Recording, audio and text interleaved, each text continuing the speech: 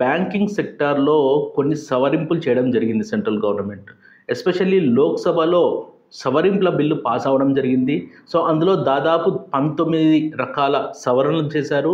అయితే ప్రధానంగా ఇప్పుడు చాలామంది పబ్లిక్‌కి, చాలామంది ఖాతాదారులకు ఉపయోగపడేటువంటి సవరింపు ఏంటంటే, ఇప్పటి నుండి ఏ ఖాతాదారుడైనా సరే బ్యాంక్‌లో అన్ని బ్యాంక్స్ కానీ నామినీస్ అప్ టు 4 మెంబర్స్ వరకు పెట్టుకోవచ్చు.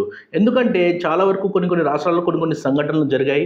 అంటే కేవలం ఒక వ్యక్తి నామినీ పేరు పెట్టడం వల్ల చాలా వరకు కూడా ఆ ఫండ్స్‌ని క్లెయిమ్ చేసుకోలేని పరిస్థితులు ఏర్పడ్డాయి. దాంతో పాటు కొన్ని కుటుంబ సమస్యలు కూడా రావడం జరిగింది. అంటే నామినీ అనేటువంటిది పెద్ద ఇష్యూగా మారిపోయింది.